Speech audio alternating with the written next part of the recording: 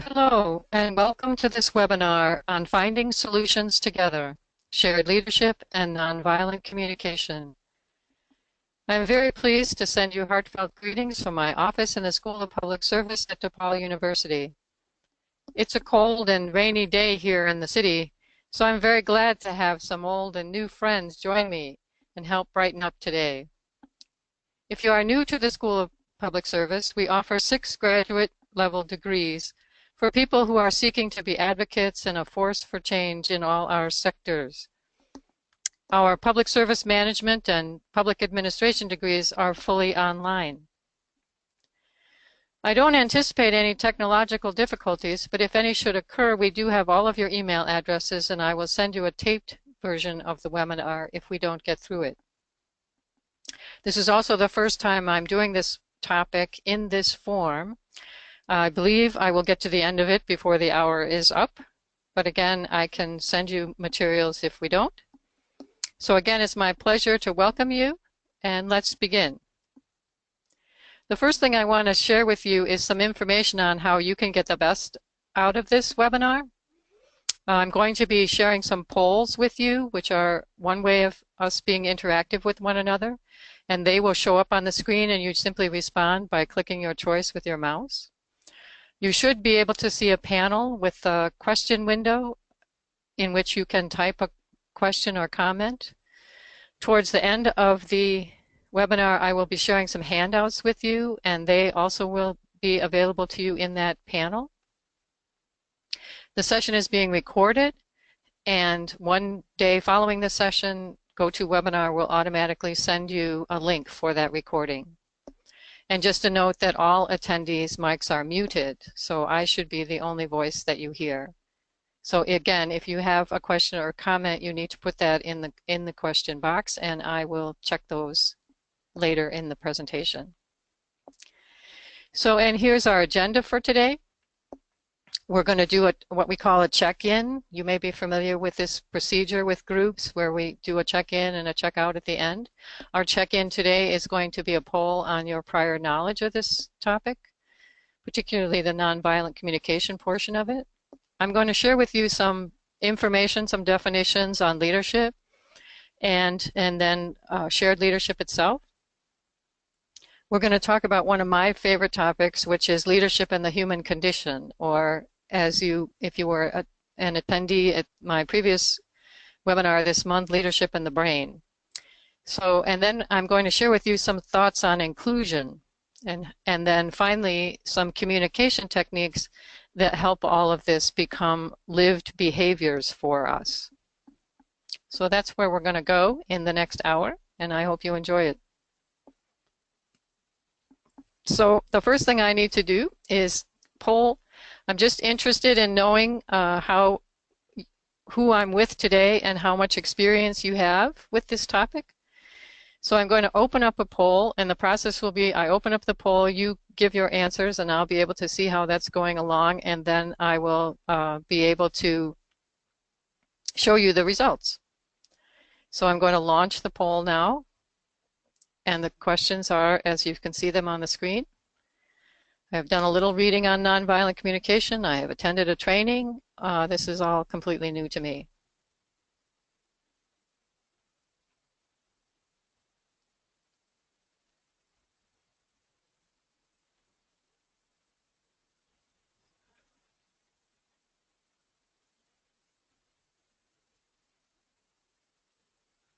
Okay, I'm going to close the poll and share the results, which are that some of you, more than half of you, have done a little reading on nonviolent communication, and for 40% of you, this is all new. So, and no one has attended any training. So thank you. That gives us a sense of who's in the group, and I'm happy to share this material with you because I find it really helpful. Okay, so now I'm going to talk a little bit about leadership, and especially about expectations around leadership today and how that fits with the concept of shared leadership. I'm a context person, so I want to put all of this in the context of leadership studies, which is the field that I am in, and you may or may not know that there are a lot of people writing and talking about leadership development these days. And the history of it, according to Joseph Frost in his book Leadership for the 21st Century, goes back about almost 100 years now. And the important thing I want to point out here is that initially people understood leadership as contained within the person of the leader, and that the approach was that this person, through their inborn traits, was able to command people and control and had were the locus of power in the situation. And as you can see on this chart, through subsequent decades, as people really began to seriously study leadership, the focus became on how that person influences people and the dynamics of the relationship between the leader and the follower. And so in training leaders, the emphasis became, like in the 70s, on who this leader was and their abilities around influencing people and influencing what was going on in the organization. And just as a side note, because we also do webinars around this topic, in the 80s, the big emphasis became leaders are about change. Leaders are people who make change happen. And then in the 90s, again, most of the emphasis is on leadership as influence. And I like to say to people, if you cannot create quality relationships with others, there's no leadership, because it all happens through the dynamic of that relationship. So something like communication skills is extremely important. So the definition we use here in the School of Public Service primarily is now that leadership is a process within which individual influences a group of individuals to achieve a common goal. So it puts all that together, I think, in a very nice phrase, the emphasis being on that it's a fluid thing. It's this process. It's what happens between the leader and the individuals with whom they're working. And somehow someone has to articulate the goal, where we're going. And another interesting thing related to this, I think, in terms of this change in understanding of leadership, is this what's called the GLOBE study, in which these researchers surveyed some 17,000 managers in 62 different cultures, and they came up with these lists of what people universally desire in leaders. And I think the interesting thing about this is that certainly there are traditional types of things that people want. They want the person to be honest, they want the person to be decisive, they want the person to be fairly smart, you know, but these emerging qualities, they want the person to be communicative, they want the person to be encouraging, a team builder. This is a whole other set of skills. And of course the same study showed the universally undesirable attributes in leaders, and you can see, you know, someone who is non-cooperative, who isn't explicit about their expectations and assumptions, who's at worst dictatorial and egotistic. So again, from the 70s onward, people began writing about research related to leadership that was more about the leader and who the leader was and how the leader presented him or herself in relationship to others. And you may be familiar with some of these recent texts around leadership, certainly servant leadership or Stephen Covey's works on the 8th habit or authentic leadership. I'm particularly interested in the work of Fry and Doohan on spiritual leadership, combining spiritual growth and development with development as a leader. And again, what these leaders are looking like in this research is that these are people who are in touch with their inner life. They're guided by their inner resources. They face challenges with empathy and compassion, and they're other-focused, open, and purpose-centered. Okay, so that's kind of an encapsulation, a summary of where leadership research is today after many decades of development. And what I want to share now is that this idea of shared leadership has also emerged in recent decades and is considered to be grounded in the previous research and has been slowly developing, as I said, over recent decades. So this is yet another leadership model, one could say.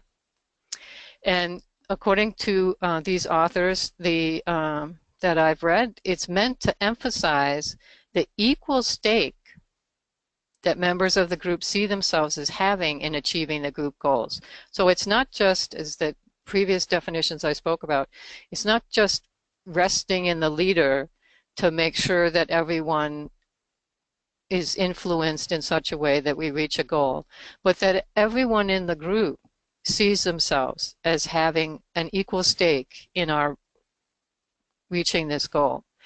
And that the leader, therefore, is concerned both with task and morale in the group. Shared leadership sees the use of power or influence within the group to help it achieve its goals, and so the morale or emotional state of the people, is also important. In other words, they have to really feel as if they are participants in what is going on. They have to feel as though they have a voice and a way of being part of the goal setting and the achievement of the task. So Pierce and Conger define shared leadership as a dynamic, interactive influence process. So not just an influence process, but again, something we're looking at what happens between all the individuals in this group.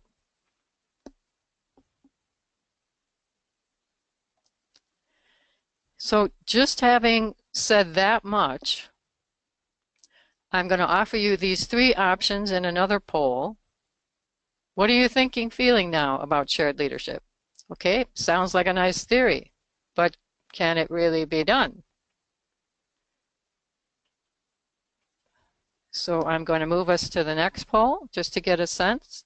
I know I've only shared briefly with this, but where would you fall if you had a chance now to say?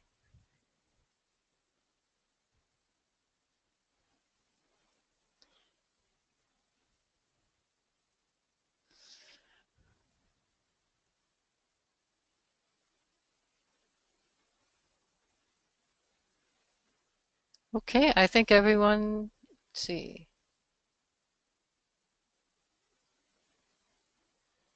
has voted. So I'm going to close the poll. And I'm glad that I at least have a majority of you intrigued, and I still have some people who are doubtful. And that's why that's why I structured this presentation the way I did, because I'm with you in terms of sounds nice in theory, but can it actually be done?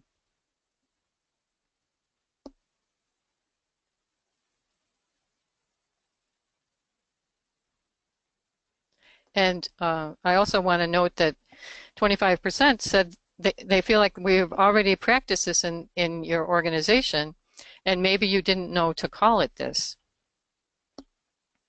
So now I'm going to move on to, as I said, one of my favorite topics, leadership and the human condition. It was Thomas Keating who developed that phrase to tell us, this is who we are, and we need to recognize this and deal with it. So, but I found it interesting that Howard Gardner, who you might know as the theorist who presented the idea of multiple intelligences, he's also applied that to leadership. And he says, and I'm going to read these slides because there may be people who are only on the phone.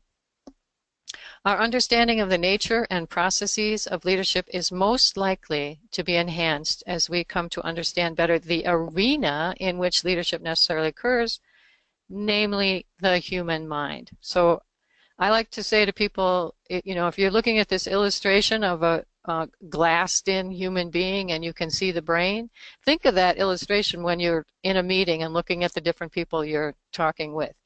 Because we're, all our lives we're programmed to look at Joe's face and Sally's hair and, all these external notions, but they're really just this brain walking around on 2 legs. And whatever the brain can do, is capable of doing, is how they show up. But Howard Gardner goes on to say, perhaps the characterization should be pluralized as human minds, since I am concerned equally with the mind of the leader and the minds of the followers. So all those brains sitting around the table, what are they able to do, and how are they able to communicate what they're thinking and feeling to one another?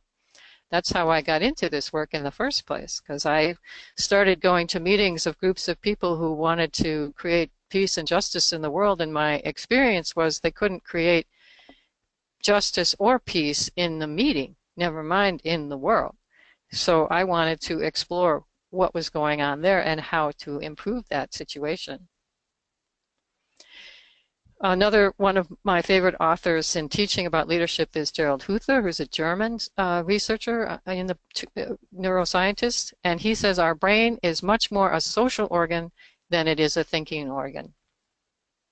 Fortunately for us, the process of becoming human has still not reached its conclusion. That's speaking in general terms, but also for us individually. The good news is that we can make that social organ do things better than it's currently doing them, because we can expose ourselves to trainings like this one and change our behaviors. Our brains are not solid blocks of what we've learned up to this point. They are what scientists refer to as plasticity as one of their characteristics, so that we can keep growing. But the reality is that leaves us with the human condition of the fact that we all are evolving, we all are growing, but we all do it differently. And that results in diversity. So we all show up at the table, having lived the life journeys that we've had, having formed our brains the way we have, with a worldview that might be expansive or might not be. We might be mostly concerned with our own little tribe, or we might just be concerned with ourselves if our worldview is egocentric. Another way that Huther talks about the human condition is to say that our brains, the work that our brains are doing, is our brains are always seeking inner balance between dependency and autonomy, feeling and intellect, openness and self-differentiation. So the inner balance point between dependency and autonomy, we might say, is interdependence. So how can we train our brain to not go to one of those two extremes, but to be in balance? Same thing for feeling and intellect. We might say today that the more we know about emotional intelligence helps us to be in balance, helps us to not go to the extreme and live our lives completely reactively out of our feelings and not completely intellectually. We're not walking around like Vulcans, if you're a Star Trek fan. And the final one, the difference between openness, which is that we are willing to grow, we are willing to take in other perspectives other than our own, and self-differentiation, which means I'm going to accept the diversity of the world, but I'm still going to be myself. And the skill that we need to do that, to be in balance there, is inclusion. And I'm going to talk a little bit about that now. So this is where we're going to start to take shared leadership from theory to actual practice.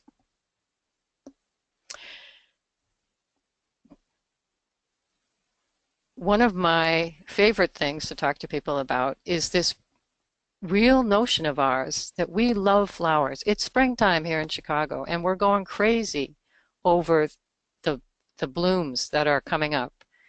And I love to show a picture there of a bouquet of flowers and say, we're all accustomed to this. We all love this bouquet. But if you think about it, this bouquet is beautiful because of the different colors, the different textures, the different structures.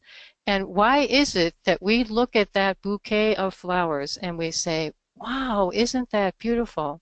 We walk into a room of people who look different than we do, and we go, oh my God. So how is it that we can train our brain to see the same beauty in the diversity of human beings who have emerged all across this planet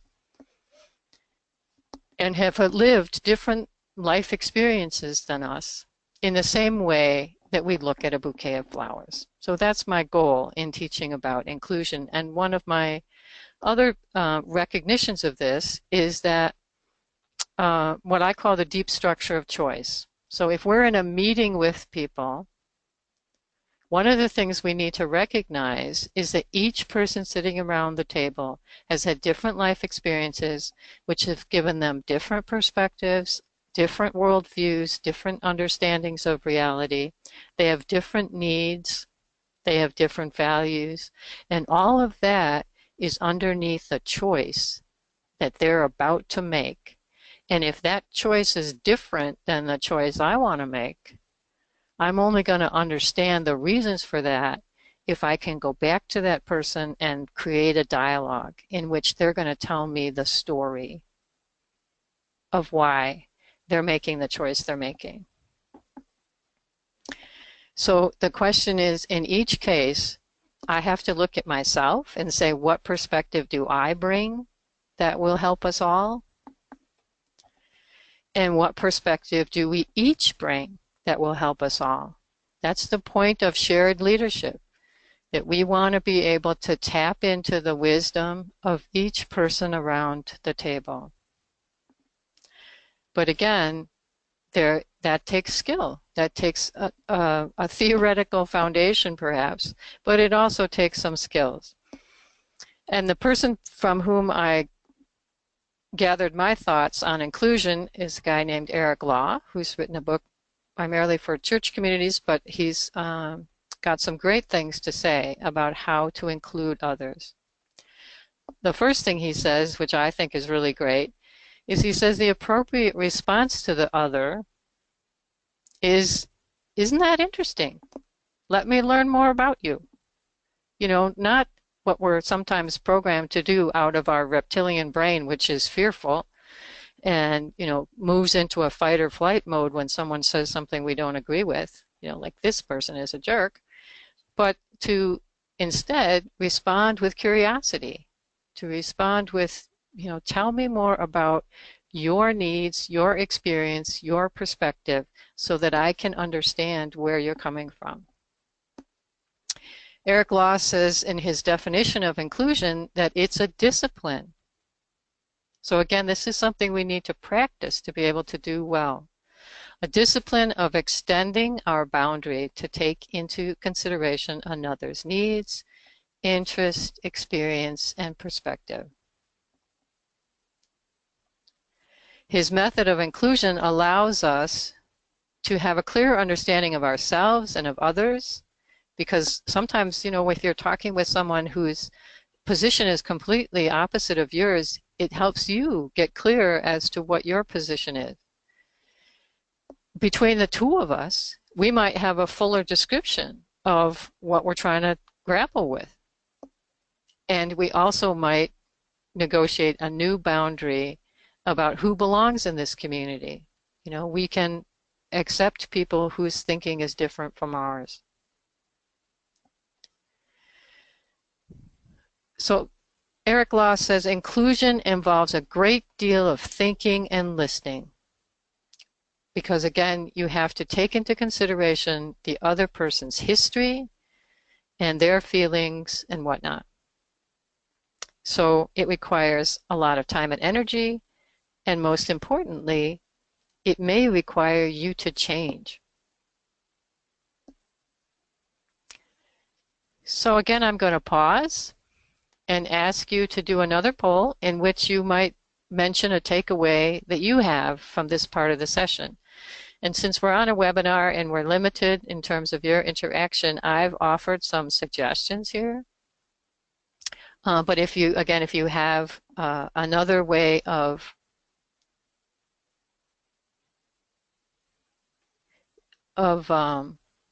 another response that you'd like to make, you can do that in the question box, and I'll check that while you're doing the poll. I'm going to launch this poll now.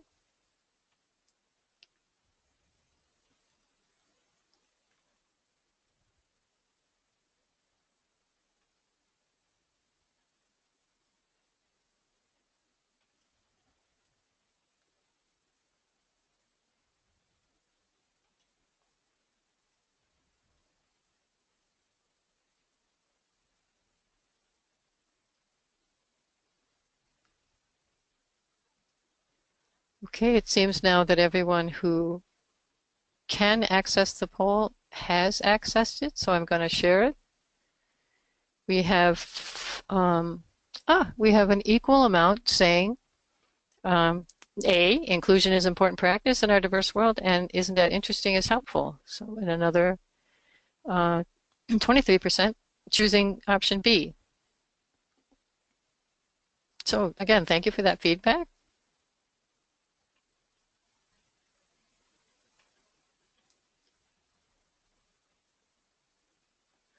Now we're going to get into the heart of this presentation, which is the actual communication techniques that will help you to do shared leadership.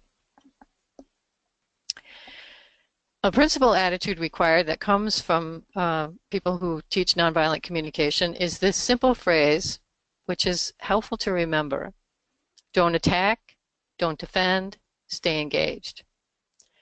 So in other words, don't attack. You don't want to slip into letting your reptilian fight or flight brain, part of your brain, take control in a situation, so that you're either attacking the person or you're trying to defend your position, or when the people that I'm going to talk to you about in a minute from the Nonviolent Communication Network talked about this idea of using the wisdom we can have around the fight or flight reaction that we have. And it used to be that when we were being chased by mastodons or lions or tigers, we could either, or even bad people with weapons, that we could either choose to stand and fight or we could run.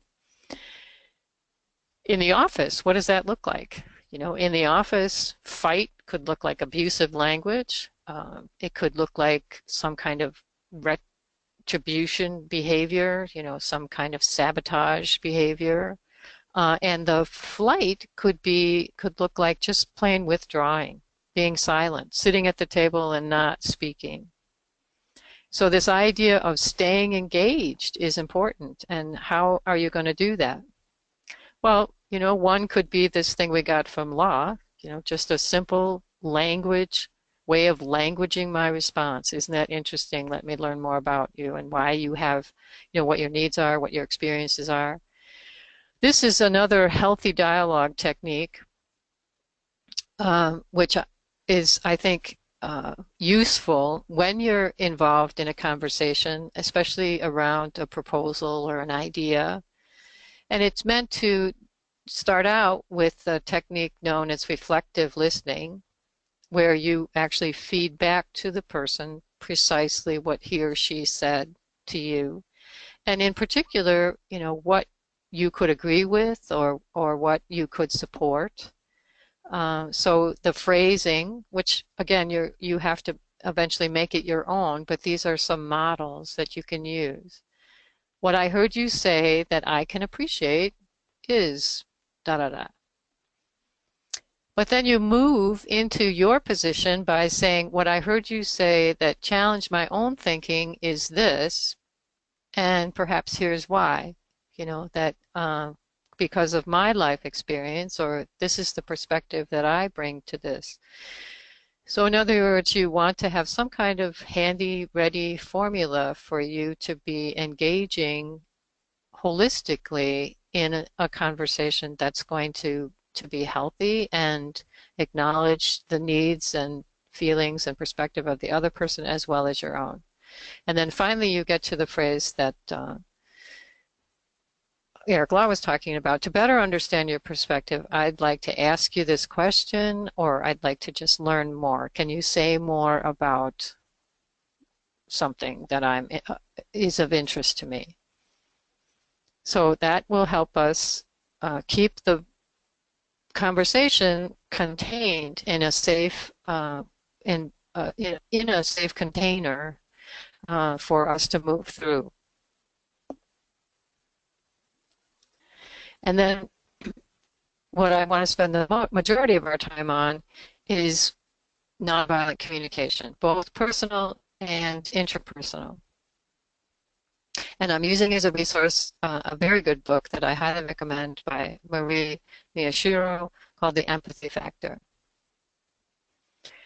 But first, this nonviolent communication, as you may be aware, was developed by Marshall Rosenberg, the founder of the Center for Nonviolent Communication, and he says this important thing: I believe that human beings are always acting in the service of needs and values. In other words, we're back to our brain, which is really in control and is trying to meet needs that we have. So all of our behavior, everything we do, comes out of needs. And so some examples of needs, these, I've organized these in a sense around Maslow's hierarchy of needs, who he says we all start out with these physical needs. We won't survive if we don't get air, water, food. But then we also have additional needs: security, harmony. We have needs for belonging, acceptance, appreciation. So in the meeting, my brain is sitting there trying to figure out if these needs are being met by the dynamic that's happening in the meeting. Got it? Okay. So Marie says we need to develop a needs-based consciousness. So when we're in the meeting, we need to be attentive to our own needs and also the needs of other people around the table. So when someone says something, she suggests you can either ask, or if you're not in a situation where you could ask, you might even try to guess. You're looking at this person's behavior and you're thinking, I wonder what need he's trying to meet by that behavior. So it's really a matter of training ourselves to move into an awareness of needs and then making choices out of this awareness. It's huge. Takes a lot of practice, but the first step is awareness that we're all sitting around this table with our brains trying to meet our needs and what needs are or are not being met in what's going on. Marie says, I believe that in the next 5 to 15 years, the skill of empathy, which is the skill in which we become attentive to the needs of others, will be the most sought after quality in corporations, universities, institutions, nonprofits, etc. And then empathy is being able to see, feel, and experience what the other person is experiencing. And specifically, in terms of nonviolent communication, it's what is the person experiencing in terms of a need that is being met or not met.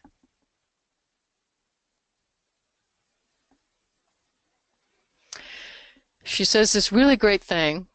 She says this kind of approach moves us from a think and do culture to a connect, think, and do culture. In other words, we don't just jump into what we're thinking about this proposal that's being discussed or the tasks that we have to do, but the first thing that happens at the meeting is that we connect. Empathy is just connection to ourselves first. And this was the thing that moved me into this work as well when I was in that dilemma where I had been going to these meetings of people working in nonprofits out to save the world and couldn't get past the violence going on in the meeting to accomplish that. And I thought the first awareness I had was that who comes to the table and how much each person knows about their own agenda and their own inner life and their ability to manage that as they sit around the table is critical. And so that's why I was so excited to encounter Marie and her colleagues in terms of their teaching this as, empathy is a skill that requires us to make that connection to ourselves and between people. So the primacy, the most important thing, is that we do the work of engaging one another before we do the work that we're here to do. And she talks about 3 levels of connection. Our own personal state. First, I have to do my inner work and get in touch with what's going on for me as I approach this meeting.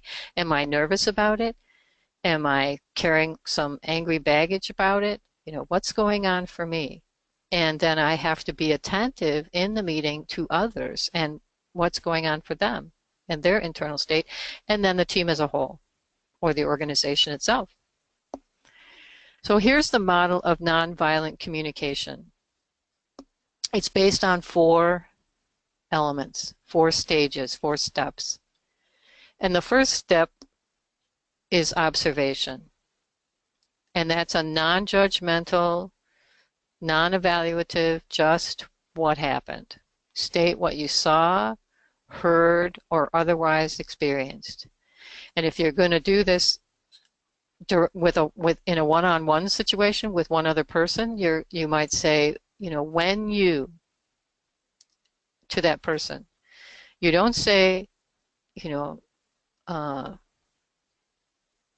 when you did that terrible thing. You just say what the thing was. When that, this is what from my perception, from my experience, this is what I saw happen. When you came into work late, when you blew up at the meeting, whatever it is, but it's just what you saw happen in a non-judgmental way. Then the tricky part comes when you have to get in touch with how experiencing that, whatever that was, made you feel. So you state your feelings, and again, choosing language that doesn't imply blame, and saying, I feel or I felt. And they suggest, using simple words like sad, mad, glad, scared, just keep it simple if you need to. Most of us don't have much of a vocabulary when it comes to naming our feelings, and I'm going to say more about that in a minute.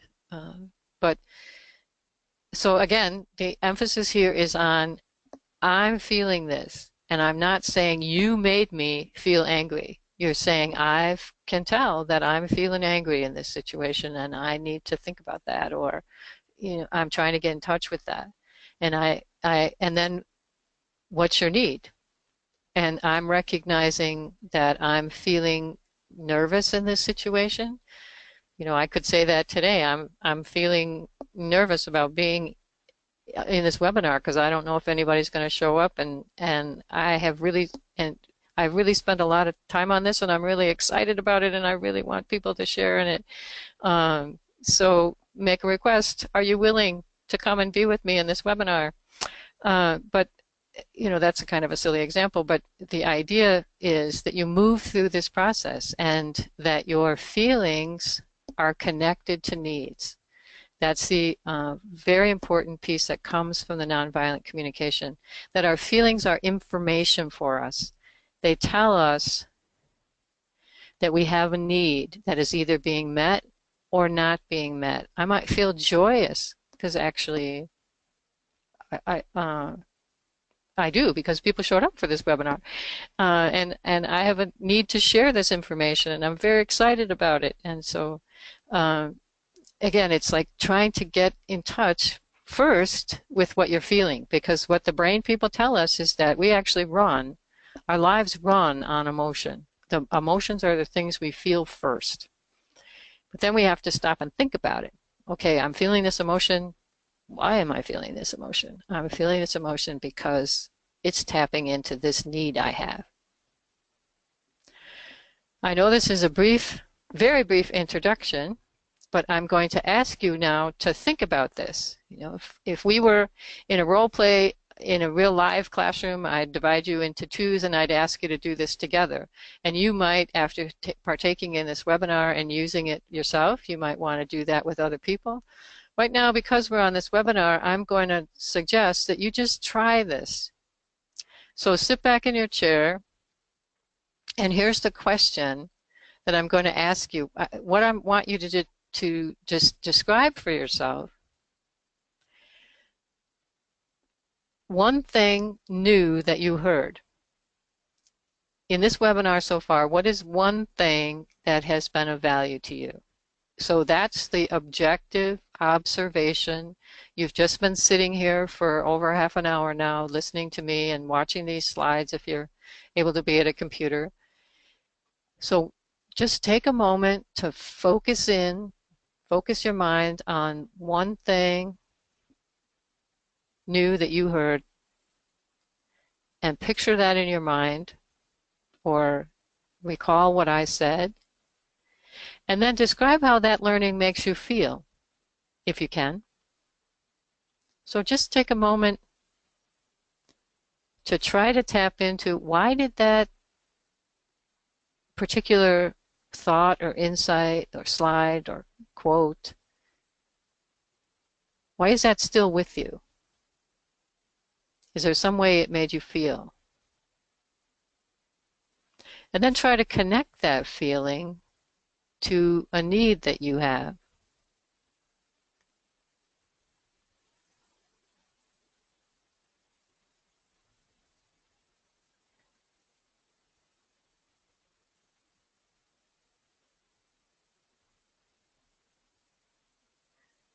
So if you were feeling excited about something that was said, what do you think is underneath that excitement? Or if you were feeling challenged by something that was said, what might be the need underneath that? And then if you were with another person, or you were with me, we might you make a request for the future if you want things to happen differently in the future. Like you might be saying, I really liked that piece on Eric Law about the helpfulness of inclusion, what inclusion is like, but I'm feeling frustrated because you went through it so fast. And so the request you would make to me is, I need time to process. That's the need. I need time to process. I'm feeling frustrated. And so the request you would make for me in the future would be, could you please go back to that slide and, and slow down and tell me a little bit about it. So I hope that you're getting the idea here, that you're breaking down your experience into these 4 components. Just what you experienced, and then what did your brain do with it? How did your brain respond in terms of its feeling reaction to what you experienced? And then how is that reaction connected to a need? So now I'm just going to share one last poll with you. I'm going to ask you if you have done this little exercise with me, what would you say? How are you feeling at this point? It felt awkward. I need more practice, which is probably what we all need. This would help me. I can see that it would really help me be more effective. Or the final one, I'm not getting it. Please tell me more. So I'm going to launch that poll. You should be able to respond on your screen.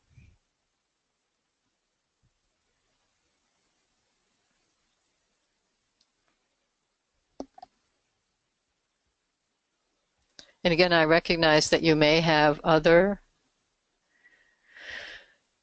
answers, but I'm limited to what I can have you at, what I can ask you, and how we can interact. So I'm going to close the poll now. It looks like most people have voted.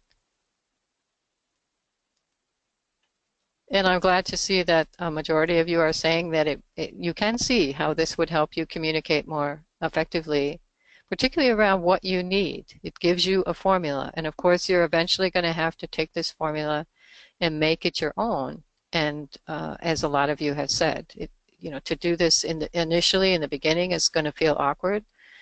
But to be able to say, to be able to use the formula, when I feel, because, and this is how I would like it to happen in the future. Would you be willing to agree to that? Just kind of keep those words in your mind as you are doing your own inner work before you approach one person or the group around this. Practice that in your head. How are you going to say that? A lot, do your own self-talk around it. So I appreciate you participating in that with me.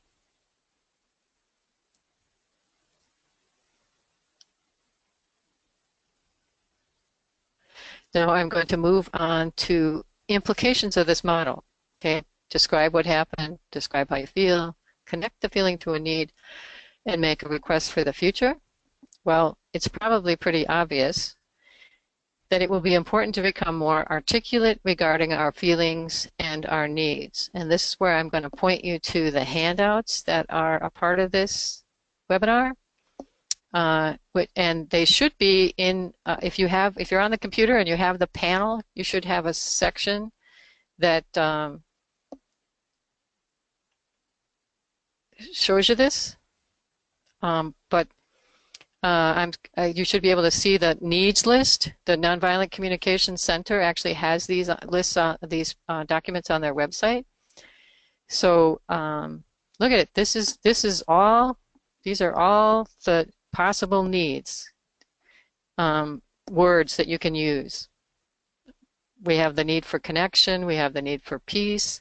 You know, I walk into a meeting, I'm not going to be my best self if I'm not feeling acceptance. My need for acceptance is not being met. My need for equanimity is not being met. My need for harmony, my need for peace of mind, my need for safety, my need for connection, my need for meaning. So again, these are, it's a very helpful list to try to get us talking about it. And then they also have another handout, another list, which will help us name our feelings when our needs are met. You know, we could be feeling joyful, we could be feeling grateful, and a whole lot of other words related to those. You know, when have you come out of a meeting, when have you experienced a meeting in which you've actually felt some of these things? Well, you felt these things because the needs your little brain had walking into that meeting have been, in fact, met. You know, of course, the bad news is, you know, how does it feel when our needs are not met? We might feel afraid, we might feel embarrassed, confused, disconnected. We might feel actual pain, anguish, heartbroken, miserable. So there's a connection between our feelings and our needs, and we need skill to be able to name those. Okay, hope that's clear. And again, I'm hoping that you're able to see those within the panel. If not, they are available, as I said, on the Center for Nonviolent Communication website, which is cnvc.org. And in the few minutes we have left, I'm going to move this now to just talking about empathy on an organizational level, which Marie also identifies in her book, and she says that organizations as a whole have needs, and she names 6 of them in her book there. You know, she talks about an organization has a need for an identity, it has a need for a purpose, it has a need for a sense of direction, it has a need for structure, etc. And so how might the 3 levels of connection translate into the organizational piece? You know, she says there's 3 levels of communication. There's the interpersonal communication, what we tell ourselves, the interpersonal, the communication that goes on between us and others, but there's also organizational communication that should be happening. You know, what are our communication and decision-making protocols? And how are those communication and decision-making protocols attending to the needs that people have? Marie says it is important for each person to start at the interpersonal level, identifying his or her needs and how to meet them. If that conversation isn't going on in the organization, if we're not talking to one another at a needs level, people can't respond to needs if they don't know what they are. And so we should be talking on a personal level together about what our needs are and how they are or are not being met, but also taking it to the level of the organization. What does the organization need? And are we, by our contributions in this organization, helping to meet those needs? And what Marie says is the simple act of meeting individual needs can transform a situation, and I would say meeting organizational needs can transform the organization as well. So she says effective leaders support productivity by helping people meet their individual needs for autonomy and contribution. Again, we're back to that balance situation, right?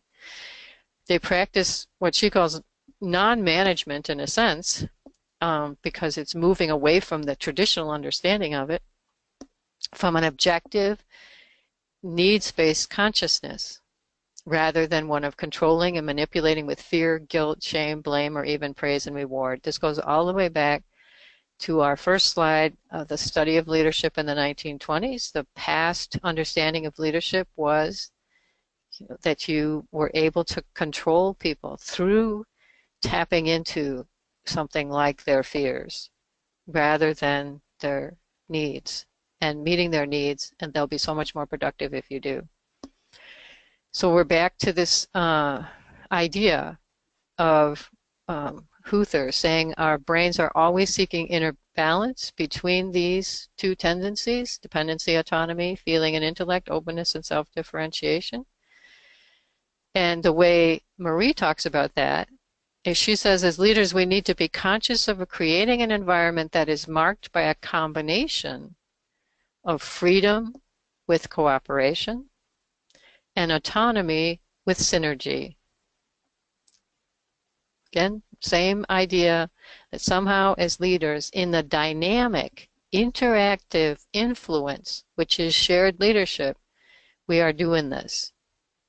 We are allowing for freedom of creativity, meeting people's need to participate, to be creative, so that they feel wonderful when they come out of a session or when they come to work each day, because they know they have the freedom to contribute.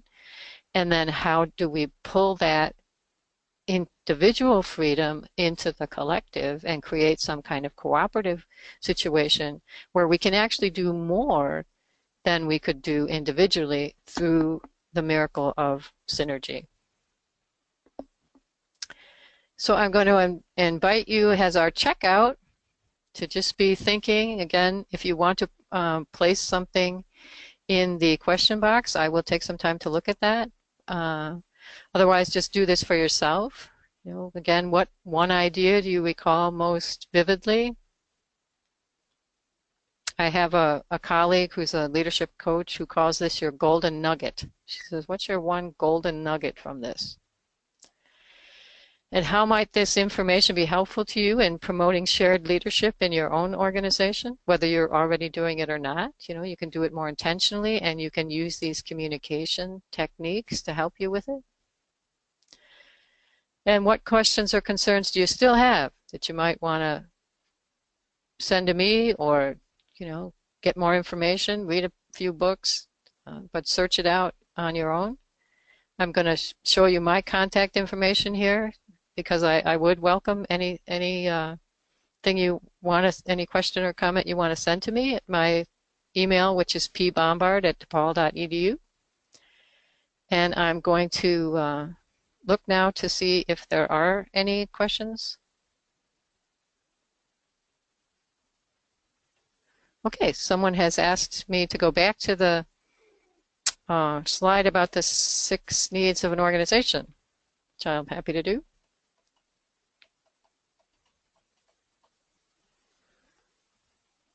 And again, these are needs that Marie identifies in her book, The Empathy Factor. They're looking at, again, as I said, identity. You know, what, why is this particular group of people? You know, an organization is a group of people who come together for a common purpose.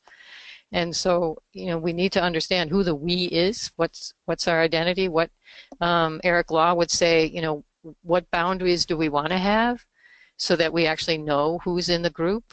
But we also want to be permeable. We want to have maybe periods of time when we invite other people in. We need to have a life-affirming purpose.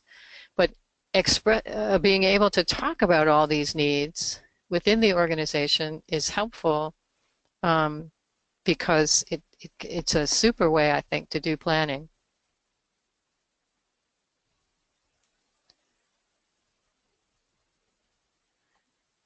you are most welcome. Anything else? Any other comments or questions? If you can